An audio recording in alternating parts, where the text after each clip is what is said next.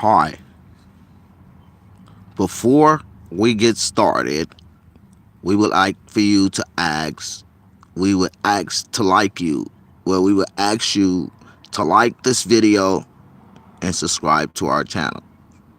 We ask every time we come on, but for some odd reason, our subscriptions ain't adding up. They ain't adding more, or they're not even taken away. But I ask you with all my might to subscribe to my channel. Call your mama, your friends, your cousins. Tell them Mr. Snaggapuss is on. And this is going to be the beginning of a new chapter in Mr. Snaggapuss's life. So before we get started, please push the subscribe button so you can subscribe to future videos, because in the near future videos that you see of Mr. Snaggapuss, you will witness personally this brother take on the whole comedy entertainment industry hands on personally. So thank you for watching our show, and now the main content will continue. Hey, how y'all doing? Yeah. Hey, I got eyes watching me. I feel you watching me. I know it. See you pretty ladies. Know y'all watching me. Hey, how you doing? My name is Mr. Snaggapuss. What was that comment that was just said? You got this. Yes, I do. Yes, I do.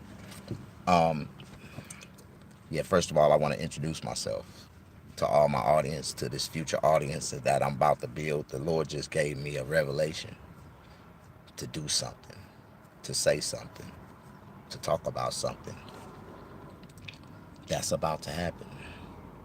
Mr. Snaggapuss. Yeah, life. Anyways, life goes on and it must move forward. And what are you gonna do in life? You know you gotta get up, get out, and get something. For anybody that knows me, I gotta rewind this and go back a little bit and give y'all a little history of me. Back in 2009, I was released from prison, and I got a one-way ticket to Los Angeles, December 5th, yeah, 2009. So the end of December, the end of 2009. So right before 2010, I got out of prison. Let's put a correcto so you can get a good stamp on this timeline on how this is supposed to go. I took a one-way ticket and went to Hollywood and got me a job the second day I was out of prison after being incarcerated, you know, for over 17 years of my life. Started working. First couple of weeks there, I meet a comedy promoter, comedian, comedy club promoter. He worked at a club at the Pachanga Comedy Resort. The guy booked me on a show, my first show ever. I lied to the promoter and told him I was an established comedian. But at that time, I'd never been on stage before in my life. I didn't even know what comedy meant. I didn't even know what punchline meant. I didn't even know what you got a 5-minute set. I didn't know what a set was. I didn't know nothing like. But I did have a dream before I ever got on stage. A couple years prior to that, I was in prison with no way out. Like, I was in prison and I didn't know when I was getting out. When I got out of prison, 3 days before I got out, I didn't even know I was finna get out. Like, that was the crazy part. And so when I got an opportunity to get out, I took that opportunity to walk away from the environment that I kept going back home to, that kept on sending me back to prison. Like, I've been to prison 6 times in my life, and that's 6 times. That's one time get in, go in, get out. Another time go in, get out. Before I even thought about doing comedy, I was in prison for the 6th time, and I'm thinking about, what I need to be doing in life, man. Like, I need to be taking this life more serious, man. But I knew I couldn't find a regular job, an ordinary job, a 9 to 5, because I ain't never worked in my life. You know what I'm saying? And I ain't never, I don't have physical work in me because of my past history of trying to work when I was younger, which is bad experiences. I used to have jobs. I done had more jobs than I thought I ever had in my life, but I only had one job that I worked for a long period of time, in a lifetime. And I try to tell people that. And that's barbering, cutting hair. I got an occupation. I went to school. I got an education. I went and got my state license. I learned how to do hair. And ever since that point in my life, from 19, I didn't never have to ask nobody for a job. I've always been independently sufficiently be able to take care of myself just with the skills that I have doing hair. And I'm a social person. That means I can meet and greet and socialize with any group of people. And what I love about, another thing that I have, God bless me with the skill of doing here, is just like my skill of doing comedy. Before I went to barber college, it was a last thought on my mind. I didn't know nothing about cutting on no clippers. I didn't know how to cut no hair. I didn't know how to do nothing. I had the basic concepts because I was instilled. My grandfather gave me the instillery. But what I thought I knew when I went into barber college wasn't what I knew when I came out of barber college. You know, so I mean, in life, man, you have to learn through experiences, and I had to learn the hard way. Everything I've ever done in life, man, I had to learn the hard way, and I had to do it myself. But when I got to doing comedy, man, I never expected, you know, comedy to influence my life the way it did. Like, I never thought that when I first got on the mic, man, that would really draw me to getting on the mic again, doing it again, and doing it again, and doing it again, and doing it again. I became a fiend to the mic. Like, I was doing 3, 4 open mics wherever I can find a mic or wherever I can get an opportunity. People let me perform. Church, I don't care where it is. I was, performing everywhere. The crazy part was I wasn't getting paid for my performances. Like, no, it was all about an opportunity or just a chance. Sometimes I didn't care if the crowd was big enough, man. Just give me the mic. I just want to get up there and make them laugh. Man, the whole while I was going through that, man, I was, struggling in my personal life. I was homeless. I was, going in and out of jobs. I could never, find a stable job. But, I put more energy and belief in my comedy that my comedy would take me to another level that I ain't never been before in life. Like, all the money I ever made selling drugs, I can be able to make it doing comedy. Like, that's like, it's always been that thought for me, man. Like, I started doing comedy to get rich and famous. Like I don't want to be famous and broke. Like, I don't want everybody to know my name and I be broke in the motherfucker. No, man. I started doing comedy to make money, man. To make more money than I've ever made in my life. Because, honestly, I don't share this with nobody, but the most money I ever had on an honest tip was $10,000 at one time. Everything else I've ever had in my life, man, was,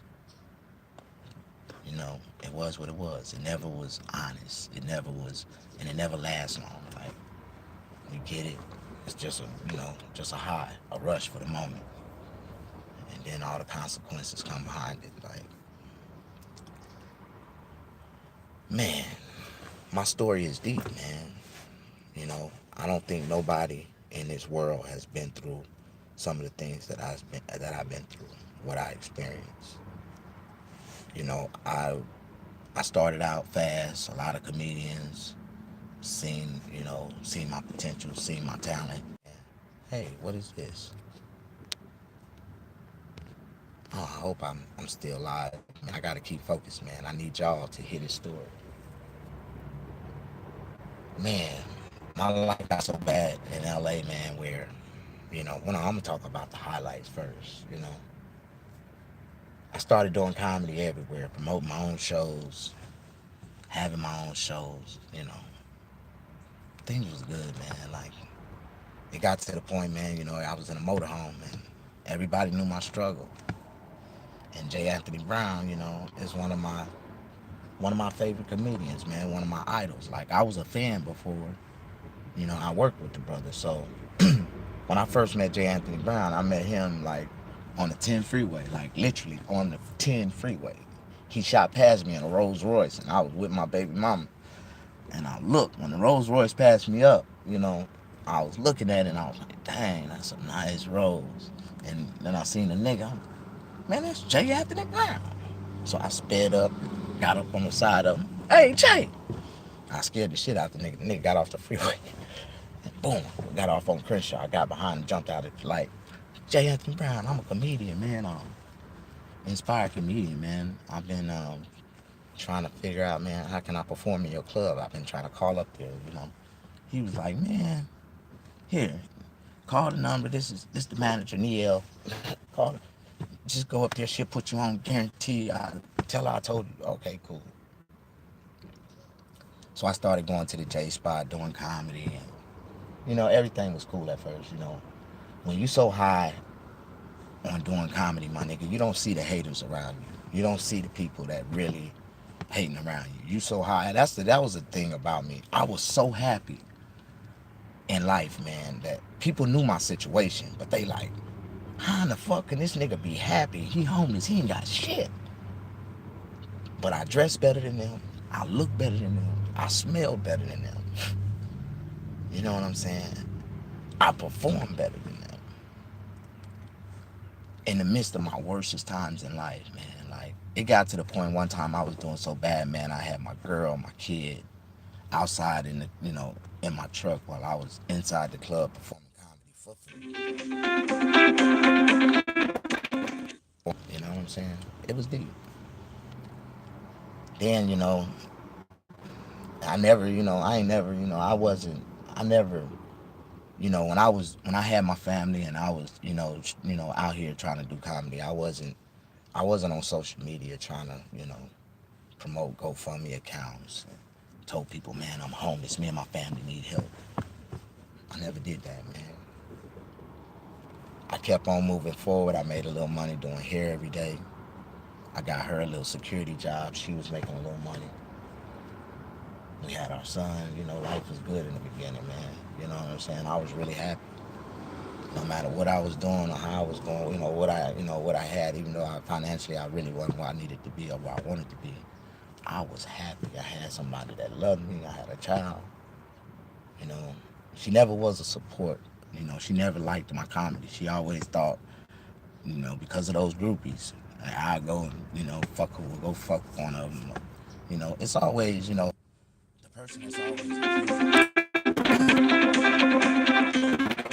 cheating is the one you need to always turn around and look at. Especially when you devoting your life to a person and it's always a cheating allegation popping up. Like, you gotta always re-question that. Ain't no such thing as idle time in between a relationship. It's either you're with a person or you're not. And the same way when a woman want to be with a man and she really want to be with him, she's always calling and checking up on him. Where you at? What you doing? How you doing? What's up? What time? What time you come pick me up? They ain't got no time to really disattach you away from each other because all their time is spent with each other. And all the time that they don't spend with each other, they throw it out in the universe. They have to work, whatever they got to do, take care of the kids. But when it's all said and done, they collide right back together like a magnet. Like, I want to be my girl. I want to be around my man. Like, I just threw that out there because, I believe in love and I believe in life and I believe that God put somebody out here for everybody and that man ain't complete until he got a good woman on his side. It's a lot of things in life I believe in. I believe in God. And my spiritual beliefs kind of scare people, man, because solely I believe in God with all my heart. I wouldn't be here today if it wasn't for God. But it's always a chain of command and everything in life, man. You know what I'm saying? And I tell people, man, that's why I believe, my religion is deeper than anybody else's, because I went to Bible college and I got real knowledge of the Word of God, the different words of God. And, I never took it, or I never went to Bible college to be a preacher. I went to Bible college to actually just gain knowledge, to get closer, to see if God can really catch my attention. I mean, if it was meant for me to be a preacher, I would be a preacher. And, I had to think about it from a different standpoint. God told me and revealed it to me. He said, man, you are a preacher. But I'm going to use you to preach through the comedy. Because I can't get you to tame your mouth. Like, God couldn't get me to, my mouth is unfiltered. Like, the only way I can preach is on stage, on comedy stage. So I always, and everybody always knew me to, if you ever noticed me, ever seen me perform, that I always say, God bless you at the end. Sometimes I wouldn't say God bless you, because I tell you, sometimes you can't tell everybody God bless you, because God don't bless everybody. They be like, why you say that, Snag? Because everybody ain't looking for God. And then on the real, if they was, God just don't bless everybody. It is what it is. So what I say, and what I say to everybody, so I want God to bless everybody, is say, may God bless y'all all. Like, I'm asking God to bless y'all, you know, for y'all. Because y'all don't understand that. It's a difference. May God bless you and God bless you is two different ways of saying things. They grind me out cheap though. Yeah, it got to the point, man, my life got real messed up in the comedy world, man. I was in Hollywood. I was sleeping on the side of the road in my motorhome with my family. I was doing movie shoots. I was trying to do comedy shows. I was trying to, you know, book myself. Like, man, that entertainment industry is so fucking crazy, my nigga. And if you don't understand it, that shit moves so fast, man, it'll fly right over your head. So, I condone a lot of comedians that gave me knowledge, that gave me game. You know what I'm saying? They never worked with me, but they gave me some real game. And they told me, like, man, nigga, this is what you gotta do. You gotta do this, you gotta do that. And I was hearing them, but, it wasn't recollecting. It wasn't, I say recollecting. I say it wasn't, my comprehension wasn't kicking in. And I was like, okay, man. And then I keep on moving forward, and I kept on doing me. Then I got an opportunity to, to really project, to prevail, man. And it's crazy because, this is my reason why I'm so upset with J. Anthony Brown. And this is the truth and nothing but the truth to set me free, man. I know I said some very disrespectful shit about the man. My delusion, my fucking, my radicalness sometimes when people cross me out, when people disrespect me is fucking radical, man. I ain't gonna lie, I got a lot of bitch tendencies in me because I was raised around a bunch of bitches. And sometimes I lash out like a bitch, but that's cool. That's my comedian spirit. Me as a man, I can't project that because society is too sensitive. Like, I'm a gangster, nigga. I done been in prison 6 times. I slap the shit out of a bitch. I'm fucking, and that's where I came from. That's what type of man, you know, if a person provoke me or make me upset, I mean, I have a different type of character that come out, and it scares people. For society, it's like, goddamn, you know, incredible office and scary shit. You know, if they went by the books, I'd be locked up. You know what I'm saying? And never get out. You know what I'm saying? Never get out. This nigga's a nutcase. Like, but I'm not a nutcase. I got all my sayings, all my sanities, all my screws, all my nuts. I was blessed. I was blessed to escape a terrible situation, you know, and I came out of it, man. But I seen what they did to a lot of other people that didn't make it out. I seen a lot of stuff, man. I see, you know, the real system of the penal prison system. I see the real system. I see a lot of things that people don't understand. I see that the government is trying to, you know, control this population. I believe that they believe in human control, man, human population control. I believe that they trying to kill us off, man. Well, we killing ourselves off by the food that they put before us, but they put other shit and extra shit in the food to kill us off slowly in the long run. There's a lot of stuff I talk about, man, that people just don't understand. I might not have the content in full detail sometimes, but I think it'd be funny when a person talk about something that people know what they talking about, but because that person is, described to be crazy or stupid, ain't nobody taking them serious and ain't nobody trying to help them, technically just put it out there the way it's supposed to be. Sometimes, man, hold on, quit saying that. Sometimes, quit saying that. You gotta catch yourself when you repeat a lot of words that don't need to be said. I gotta, transition into my story, man. Well, everybody know my motorhome broke down on me on the freeway. I literally was stuck in my motorhome for about a year. I got ripped off by several mechanics. The last mechanic, brother, pretty much, I have nothing bad to say about him. He was good. He did me well at the end. I walked away with an agreement, and I honor my word. I honor my word. I'm just gonna say that. But I'm gonna throw the story out there because it's funny as hell. But I can't deny, man, that God don't make no coincidences. Like, God put me in places, man, at the right time to meet the right people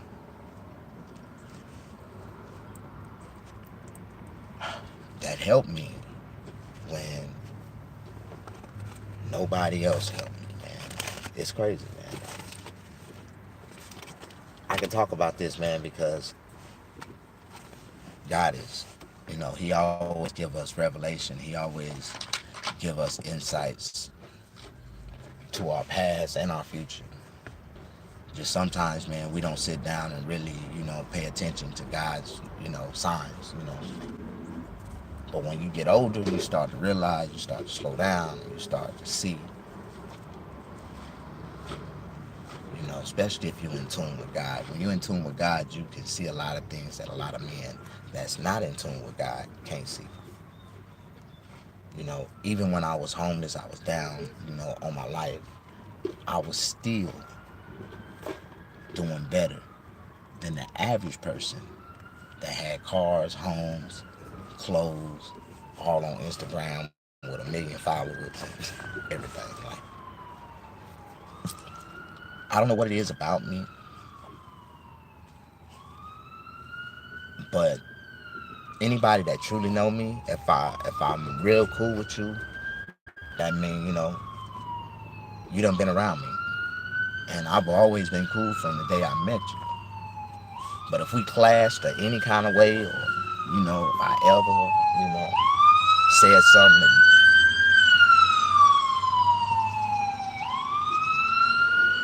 if I ever said something to a person that insensitized when a person, super sensitive, you insensitized when you insult their sensitivity, like, your insensitivity, I like, sometimes they say they be, these people, man, they some soft ass people, man.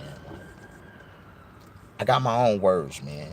I got my own words and I use them and I project them and I write them down in my Mr. Snaggapuss dictionary.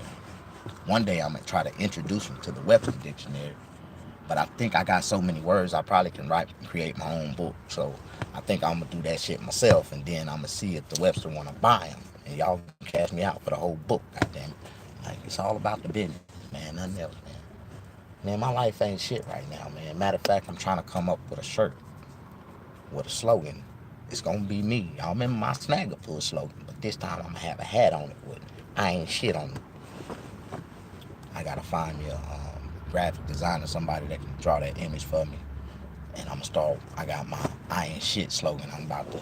I'm gonna show these motherfuckers. I'm gonna beat this shit, nigga. When I do, nigga, Snaggapuss is gonna. Anyways, man, I gotta talk about the last days of my motorhome, man. The situation happened to me. J. Anthony Brown came and sat down in my truck one night after I did a show, And he was like, man, you funny, man. I see your potential, man. He said, man, this really your house, man. This is where you stay at. I said, yeah, man. Come on in, Jay. Let me show you something. So I ain't never let nobody in my house unless I really fucked with them. Man, people don't understand. You know, my motorhome wasn't no chilling spot. If I ever opened the door and allowed you to come in, I really fuck with you. You know what I'm saying? We cool. You cool enough that I believe that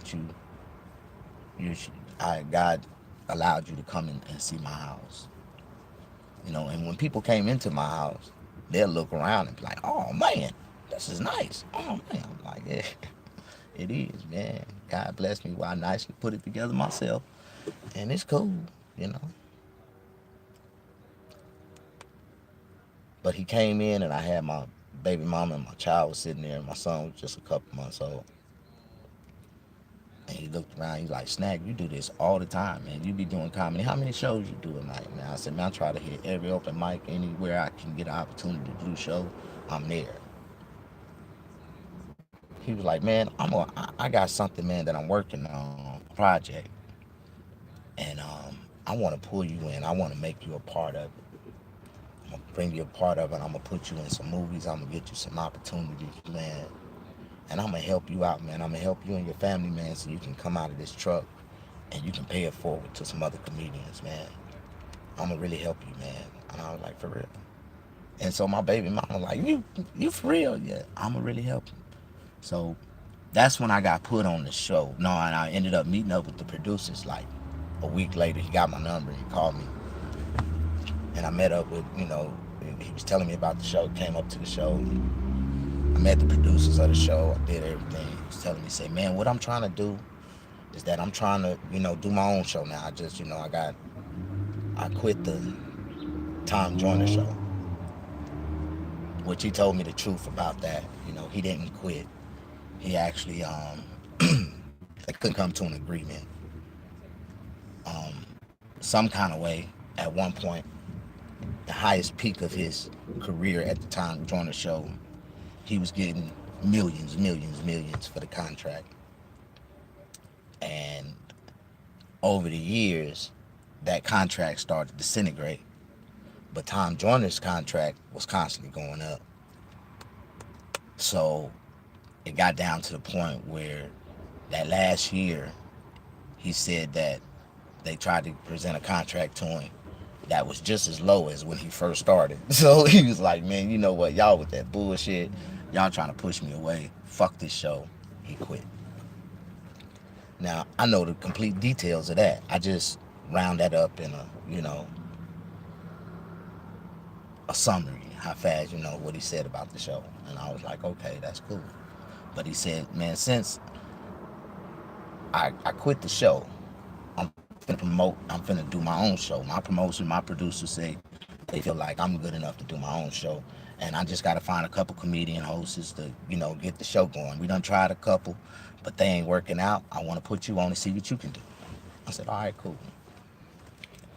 So I ended up, linking up with that. He said it done, and he told me, he said, man, what I'm doing is we trying to sell the show. We gotta shoot a bunch of scenes, and we gotta shoot a bunch of shows, and once we pitch the show and be able to syndicate the show, it's on. From that point, you get a contract, and we can do whatever.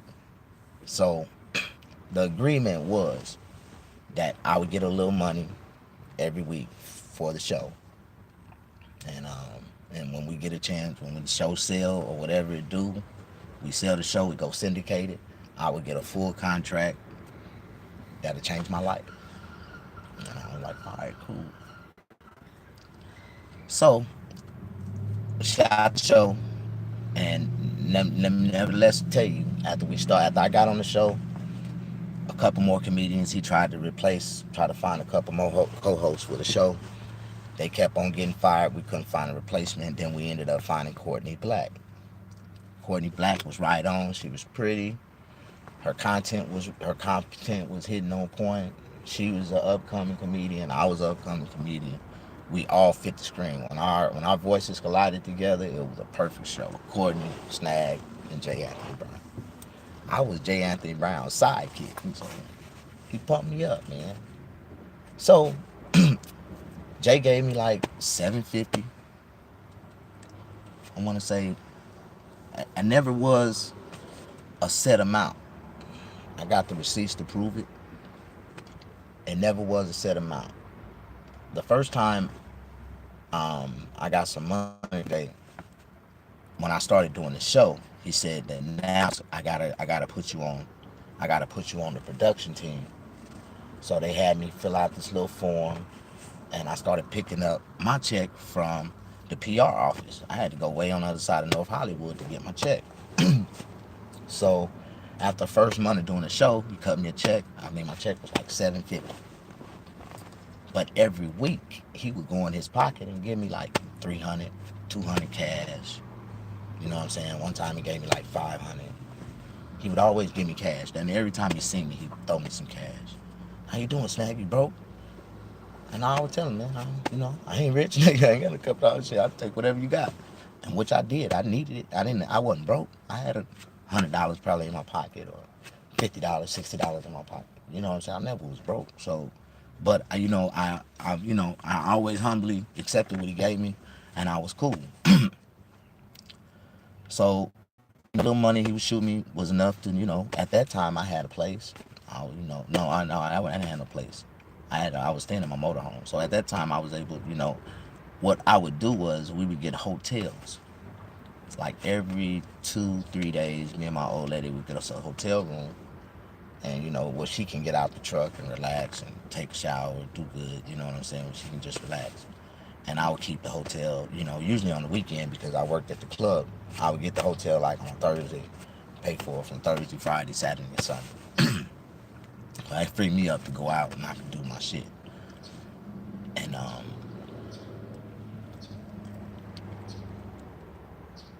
anyways, we shot the show, man. I started doing comedy shows, promoting the show. I ended up having a 1 week, and this is how I got my extra money. He started giving me Friday nights. And he was like, every Friday night I can have a show. The door is mine. And once the bar get up to a certain number, I'll get a percentage. I'm like, all right, cool.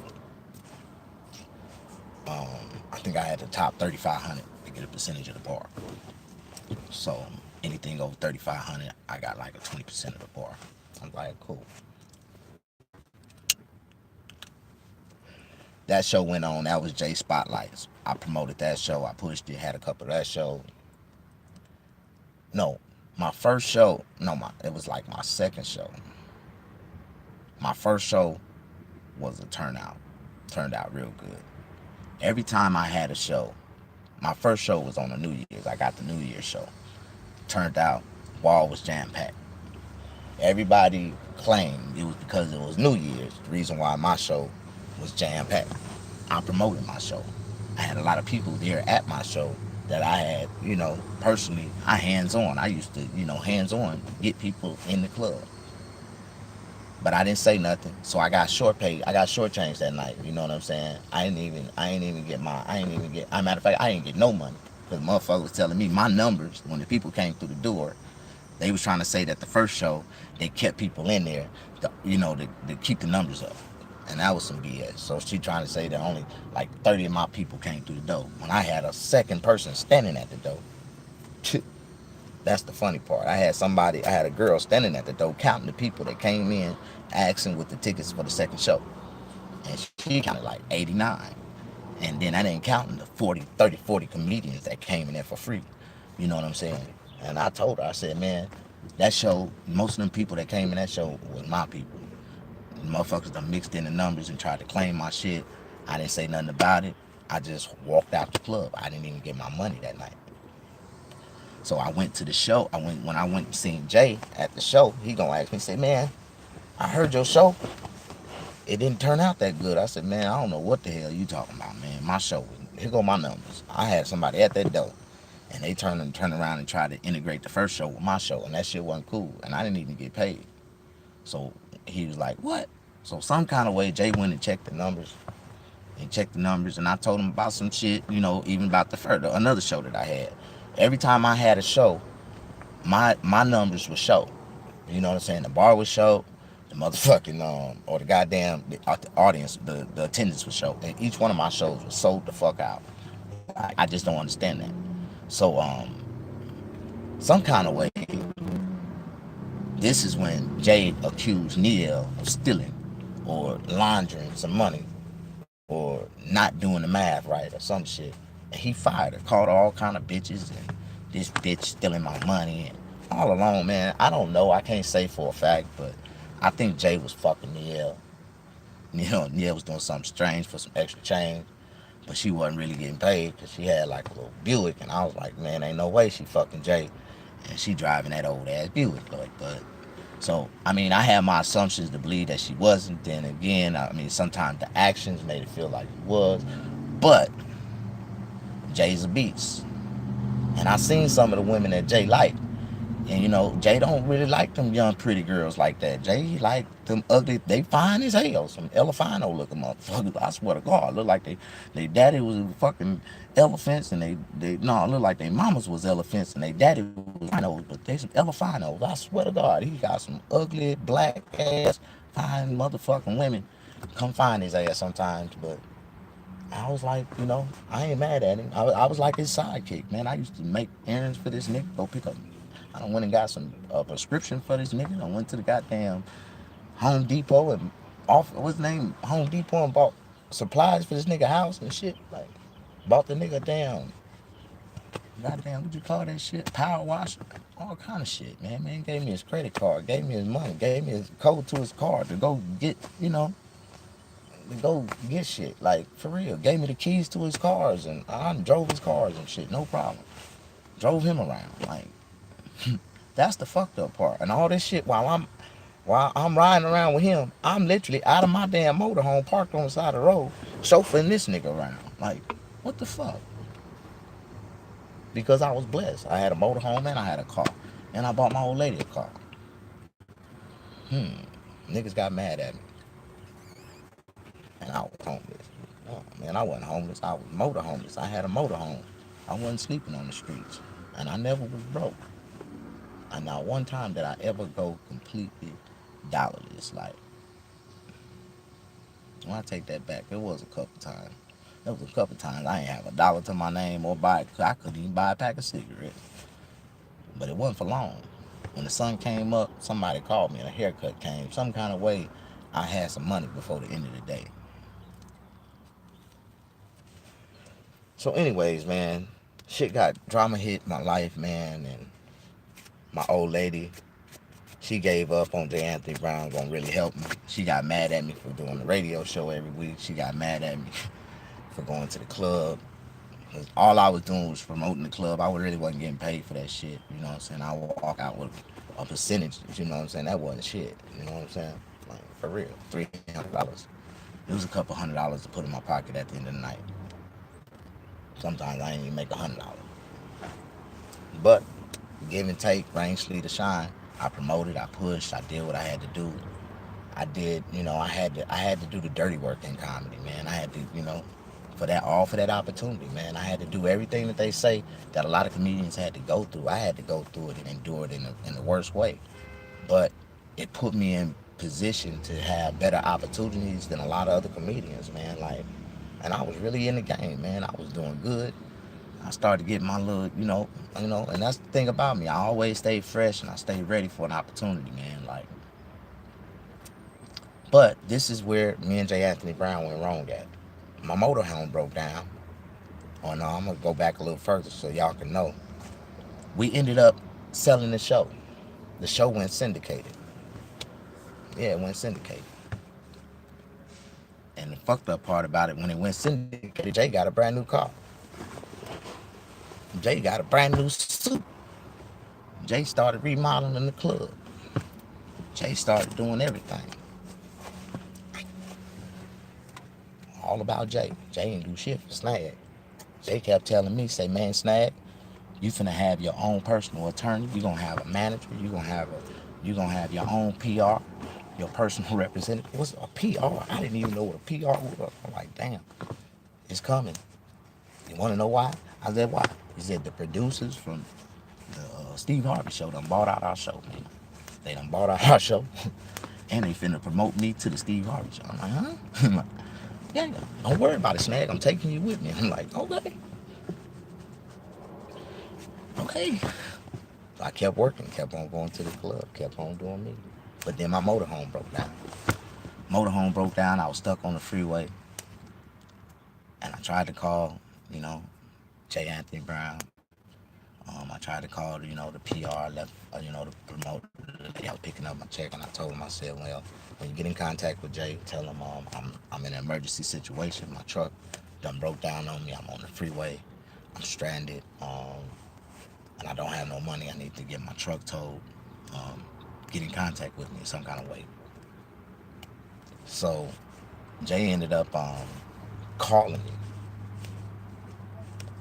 Yeah, what's up, Snag? I told him my situation, and he was like, "Oh man, I ain't got no cash right now." And I told you, I ain't got no cash right now. Um, but I'ma see. I'ma get. I'ma get a. I'm gonna get them to send you some money. How much money you need? And I told him, I said, man, I found a mechanic shop, man. That'll fix it. It's cost me 1,500 to get it fixed. Around 15, 1,600. Oh, I ain't got that much cash, man. Um, I can see if I can send you like 200 or 300, and you have to figure out how you gonna get the rest. I'm like, okay, man, whatever, man. When can you send me that, man? And I can just, I can do something. Oh man, I'm gonna call the people, man. They gonna get in contact with you. So he hung up and he called me back. Snag, all right, they gonna go to the MoneyGram and send you the money. They gonna send you $500. I was like, all right, cool. That'll work, man. That'll help me, man. I'll figure out how to, you know what I'm saying? I'll figure out the rest, man. You need to be getting your butt down to the show. We gonna have the show Thursday. I was like, all right, man, cool. No, we were shooting it on Tuesday. We gonna have the show Tuesday. I need you down at the studio. I was like, all right, cool. So I ended up going to the MoneyGram, sat there all day. I sat there all day. Tried to call him, tried to text him. Man, I'm at the MoneyGram, and they ain't got back in contact with me yet. Nobody contacted me. It started to get dark. And so I kind of got frustrated, and I asked, and I probably got a little smarter in the text and said, damn, Jay, what's going on, man? I've been sitting here, man, at MoneyGram about 4 hours, man, 5 hours, 6 hours. It's getting dark. Ain't nobody got in contact with me. Nothing. Then within 20 seconds, I get a response back. And it said 2 words. Fuck you. And I was like, what the fuck? And from that point on, every time I tried to call Jay, the producers, or anybody, I got no answer. So I want to say, as I was sitting on the side of the freeway, on the 60 freeway, because I was on the freeway for 2 weeks, that second week I was on the side of the freeway, I look at my emails on my phone, and I had an email from the producer that said, J. Anthony Brown has cut you from the show. You no longer needed. Um, the reason for termination is for lack of showing up, for no show, lack of no show, some show, no show. So y'all done fired me off the J. Anthony Brown radio show because I did a no show. At one time I was on this show, man, and this is like at the point when my baby mama first left me. The guy she left me for jumped out and shot at me 5 times at close range. And I went kind of hysterical and radical on YouTube, Facebook, Instagram. Like I did some crazy ass radical shit. But out of anger and, fear for my life, if nothing else, I was putting a story out there. So if something happened to me, people would have known what's up. Um, You know, a lot of people judge me on that situation, man. And it really was true, man. It really happened the way it did. It was fucked up. My baby mama just left me. You know, she just left me for another nigga. And I ain't never experienced no shit like that because I ain't never been in a relationship with nobody. And I was in a relationship with this girl for over 4 years. And to be with somebody during, through a struggle, man, and to build love. And I really thought we had love. We ended up having a child together.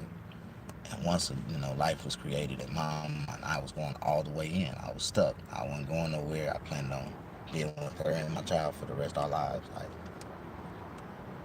But because I couldn't provide enough, because I couldn't give her the things that she thought she wanted, and we were sleeping on the streets in my motorhome,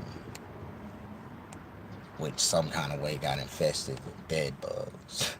That's the crazy shit. And roaches. The roaches came from my apartment that I moved out of. The bed bugs came from a babysitter that we allowed my son to stay with. I was being attacked by all elements of the devil, man.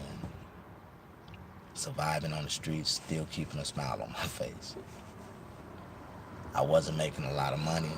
I probably was doing 1 or 2 haircuts every other day. I couldn't keep a stable place. Every time I start working at a barbershop, I get into it with somebody.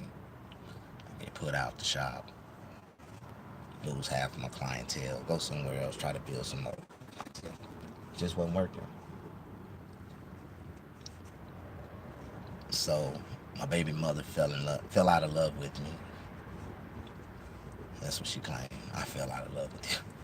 There's no such thing as people falling out of love with a person. If you ever love a person, you're gonna always love that person. You're gonna hate yourself for still having love for a person. Even after they did you wrong, you still feel love for them. Like, that's the crazy part. People can't relate to my feelings. People can't to relate to my content. They say I go too hard. Like, I'm too offensive. I'm not offensive. Your ears is too soft. You need to harden up your ears. You need to harden up your heart. You know, my life ain't shit right now, but I promise it's gonna get real interesting again. Because after I was stuck in my motorhome, I ended up at this mechanic shop for, about a year at the mechanic shop. The mechanic did me good. He let me get free electricity. I fended. I was able to use the bathroom. I was able to, he helped me out. Brother did real good. I turned around.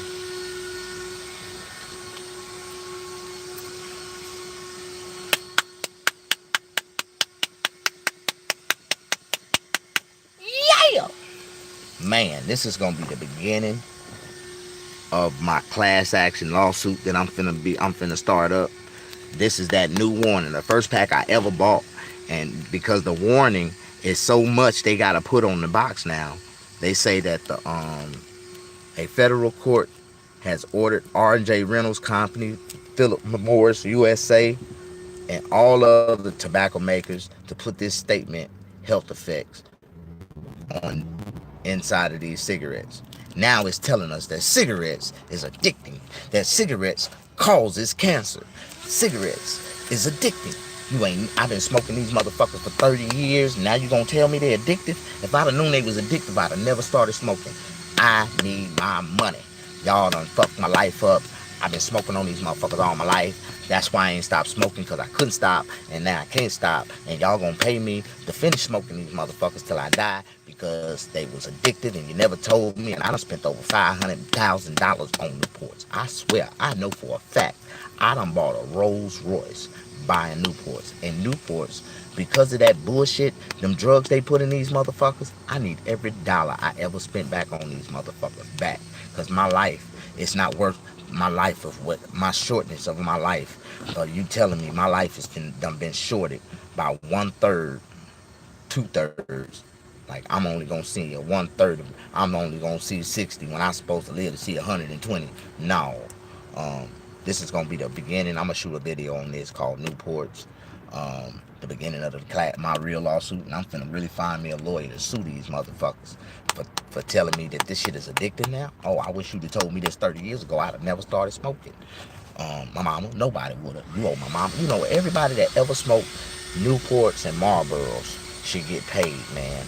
Because they put chemicals in that shit to make us come back to buy more. And I'm talking about this shit to make me wake up at 3 o'clock in the morning in the rain, sleet, snow, cold as hell, and walk to the store and buy a pack of Newports if I ain't got none. Like, if you ain't never had to go get a pack of cigarettes at 3 o'clock in the morning in the cold rain and snow or sleet or just in cruel, normal conditions just to go buy a pack of cigarettes, you should be able to relate to this lawsuit. But I ain't gonna talk about the cigarettes right now. I'm gonna talk about um, me, Snaggapuss, the Snaggapuss story. I smoke Newports like Obama do. Everybody smokes Newports. I just can't. I just hope they don't illegalize them no time soon, because marijuana finna substitute and replace cigarettes, Newports, all cigarettes. Tobacco's gonna be illegal. Marijuana's gonna be legal. That's what's gonna substitute and replace all tobacco products, the marijuana products. You know, they thinking they smart. They like, why give a person something that's gonna cause them cancer? Let's give them something that's gonna get them high and cause them cancer. Because they gonna put them same chemicals they put in here inside of that marijuana that's gonna cause cancer 20, 30 years, 10 years, depending how strong your metabolism is, how strong your genetic immune system is how fast that shit kick in. And since I got these motherfucking Hercules goddamn genetics, you can tell by how young I look and shit, I make 40 look good, don't I? Yeah, goddamn it. Anyway, I'm finna tell the truth to the world. I've been saying I've been 40 for the last 5 years, and I ain't 40. No, I ain't 40. I'm about 44 now, huh? I'm older.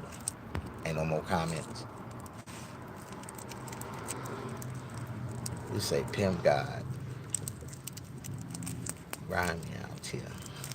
Oh, yeah, it is grind me out here though. Somebody said, pimp God, I will not be a preacher. I'm not going to hell with gasoline draws on. I'm going to preach from a real standpoint. When I pass around my bucket, they know it's going to be for a good cause. The Snaggapuss Foundation. I'm going to be feeding the homeless. I'm going to be taking care and doing all kind of stuff. Taking care of people that can't take care of themselves. Yeah. Buying real estate for people that can't buy it for themselves. Yeah. It's time to make money, man. It's time to utilize this, man, and do something with it, man, and build an empire, man. I want to live my heaven right here on earth. I don't want to die and go to heaven. I want to live heaven right here on earth.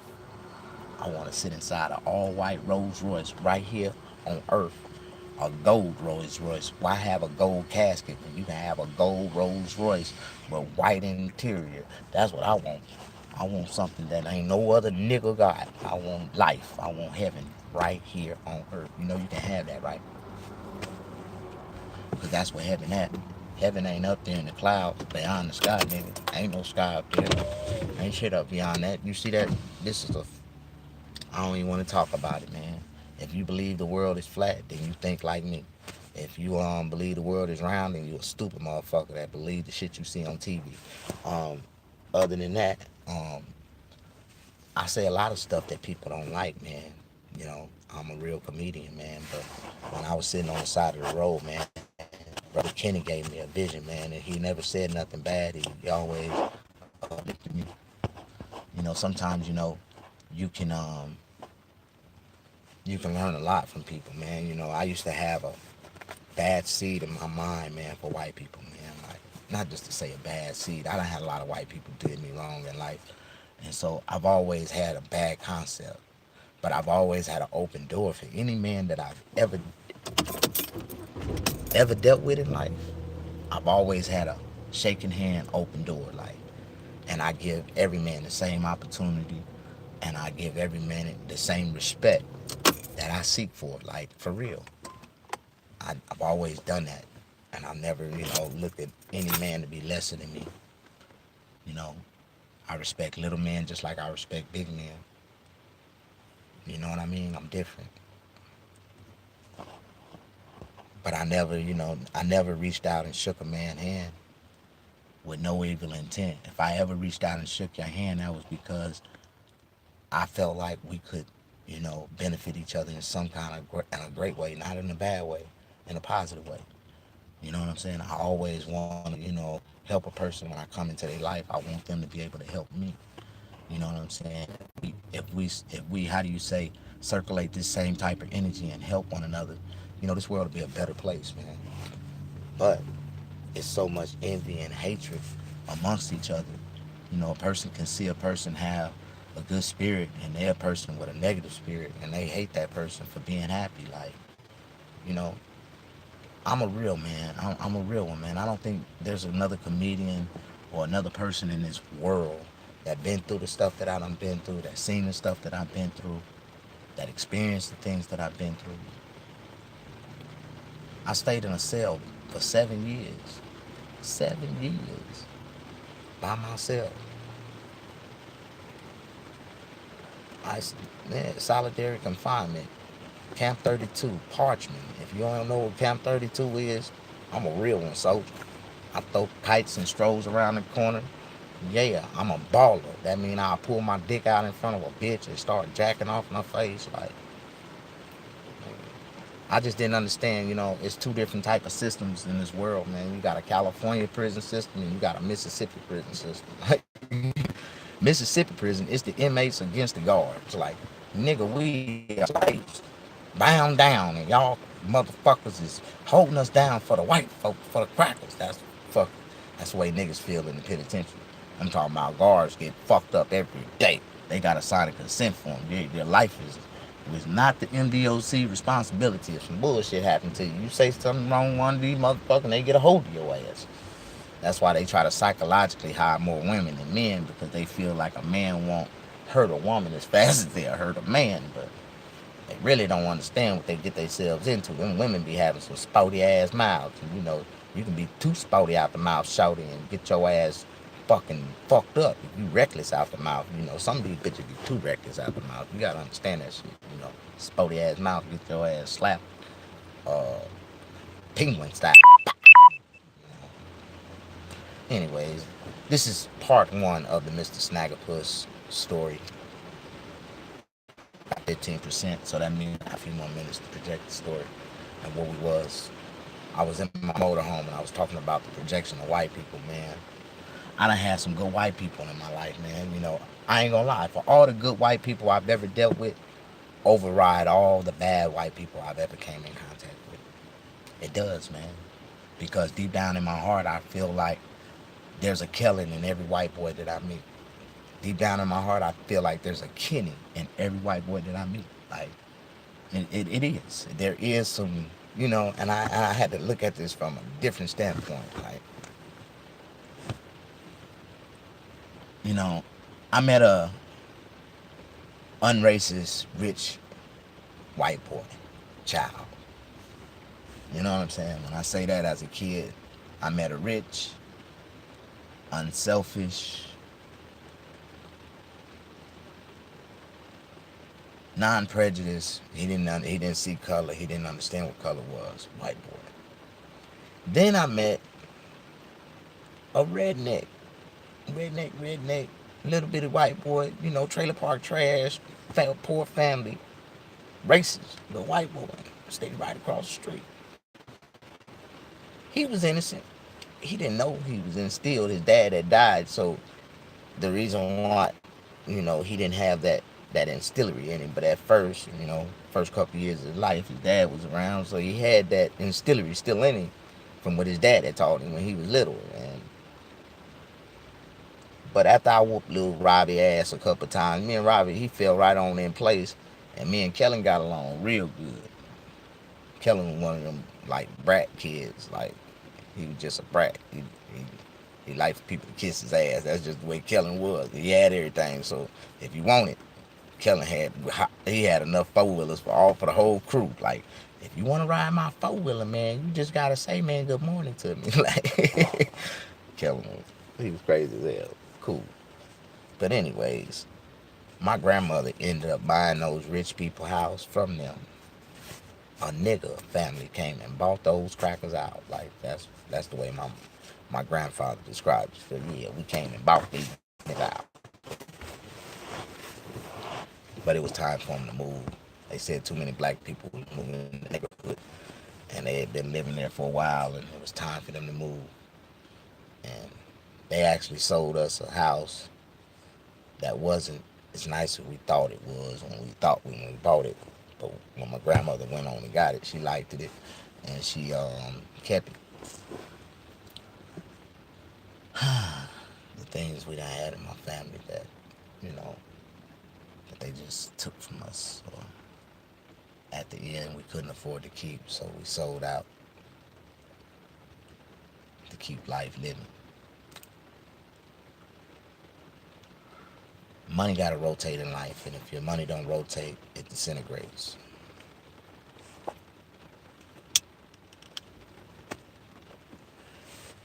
Man, I just hope y'all can relate to this story, man.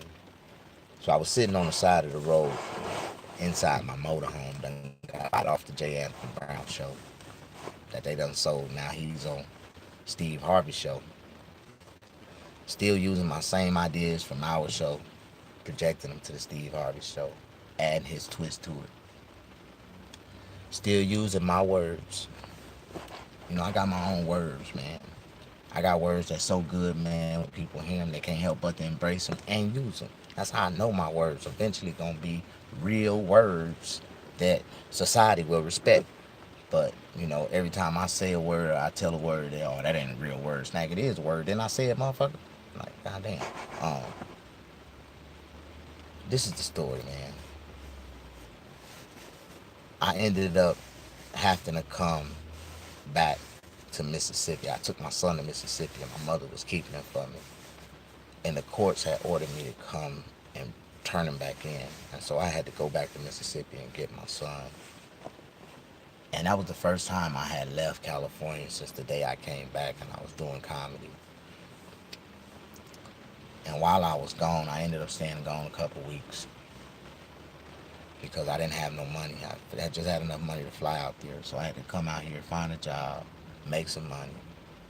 And then I didn't have enough money to fly back on time, so I had to drive back. And my mother drove back with me all the way from Mississippi. Went to court, took my son from me. They gave the mother visitation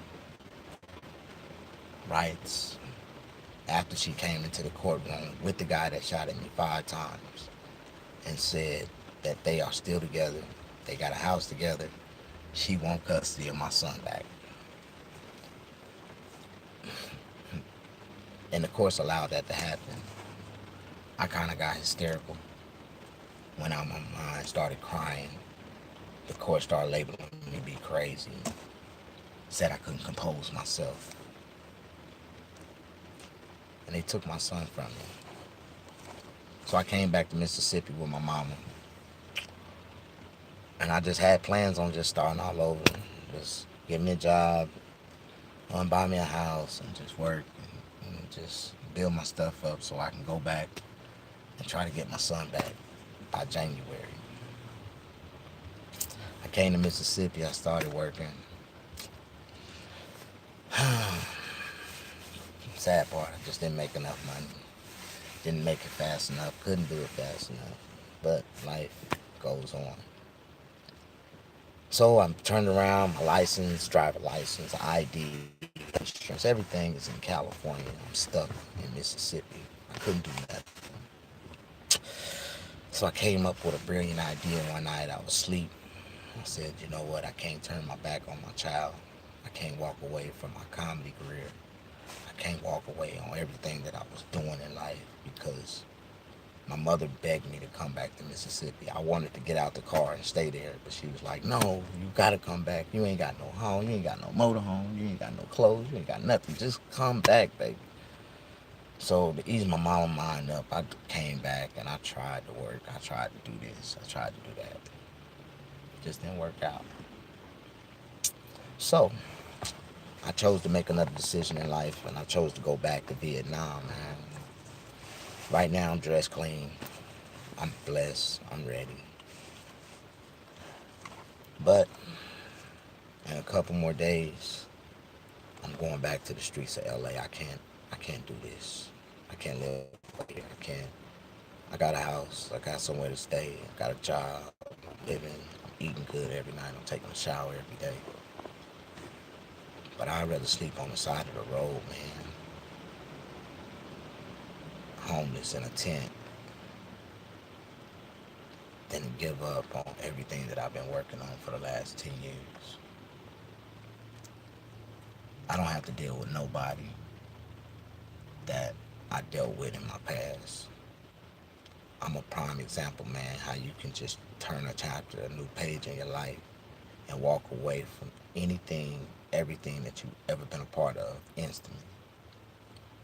So in this video, I'm apologizing to all the comedians that I ever reached out of my pocket and pulled my hand out and reached out to you and shook your hand as a man and asked you that, can we work together? Because I life, man. If a man don't reach out his hand to you,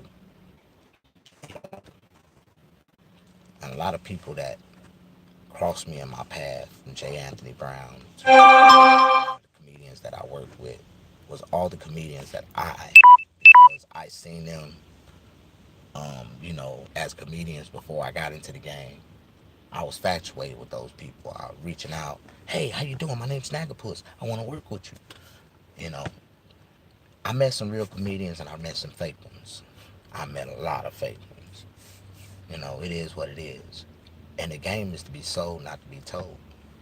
There's a lot of comedians know that if that torch, if that light, if that mic ever get into my hand, if those cameras, if those white folks ever get behind me, they gonna have a lot of ass kissing. A lot of ass kissing to do to get an opportunity through me. But I'm a businessman. I throw all bullshit out the window when it comes to making money. Nigga. But in a whole sense, I'm gonna teach all these niggas the force that they was dealing with. I'm finna go back to Hollywood, like, in the next couple of days. And I'm only going with a stick and a sack in my folder. I ain't looking for no niggas.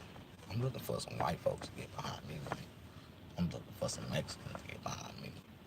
I got a nigga or two that like me. And when I get the right crowd behind me, all the niggas gonna try to catch along. That's what niggas do. They only uplift a nigga when they see other people doing it. I try to give niggas the opportunity to build, to work, to work through me. And I'ma still come back and help niggas because I'm a Pan-African comedian. Like, I believe in my people more than I believe in anything. But, it's just upsetting and, it's very, depressing. Very upsetting to note, I got more white fans than black fans. I got more Mexican fans than black fans. I got, it's sad, man.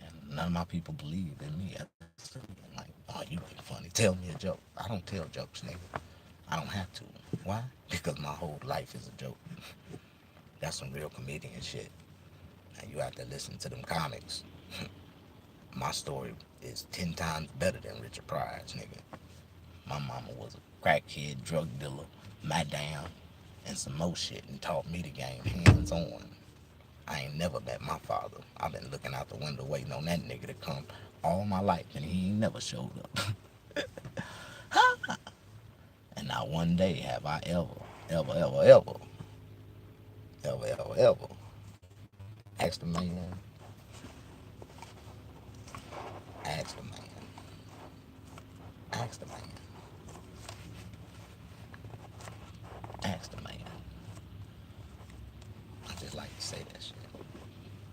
I ain't never asked a man for shit. I put it out there. If you can help me, you can help me. If you can't, then you can't. But the ones that's gonna believe in me, them shit, they finna get behind me. I'm a force to be reckoned with, man. I know everything that I do, when I do, and how I do it. I have a conscience. I only tell people what I want them to know, especially about me, because I want them to have a certain perception. I want them to have that projection, that perception about me. I try to put a negative projection out there, so because in respect, you can see something negative, or a person can tell you something negative, but most of the times people like me tell people negative stuff just to keep them away from me. Like, I don't want to be around you niggas. I want my shit to be so fucked up that, and as a person in a regular sense, you don't even want to be around me. Like, and that's cool. That's how I get my let alone, my me time, my me time, and I get me time all the time, like all the time, me time, because I fuck with whoever I want to fuck with, and I don't fuck with nobody. And what I mean by that, if I show you the call log on my phone, you can see that every day I only call one person. That green arrow goes out one time every day, and that's to my mama. As long as my mama breathing, I'm gonna call her every day and talk to her if I can. But other than that, all the other numbers that you see in my phone, them ain't nothing but internet calls. Motherfuckers trying to sell me some shit or trying to give me some health insurance, some bullshit. I don't have no friends. I ain't got no friends calling me. I had a random buddy call me, associate called me the other night, and he almost in a friend bucket, but he ain't a friend. He just an associate buddy that I associate with, and he called me back a couple of years later to tell me that I was right all along. Like, man, you said some stuff, man, and I just had to call you to tell you, man, that's crazy. You was right. And I was like, wow. You just see things different from everybody, man, and you too, you're aggressive when you get your point across, man. And a lot of people just can't handle that because they be already thinking they the shit, and you come in the room, not giving a shit about nobody in the room. And the person that think they the shit, and all the people around them, you show them that they ain't shit, and that's how you get a lot of haters on you, Snag. And I was like, I know, man, I know me, man. And you subject to get into it with anybody, everybody, the preacher, the bishop. You get into it with I get into it with everybody, man. Like, you believing in some bullshit. Y'all believe in a man's ideology, Christian ideology, a gospel ideology. Y'all believe in that bullshit, do you? Do you? Let me hit you with a fact. The Bible was created in 1616. What year was the Bible created in? 1616. And slavery was created in what, 1619? Somewhere off in there. 15, 16, 15, 19, somewhere off in there.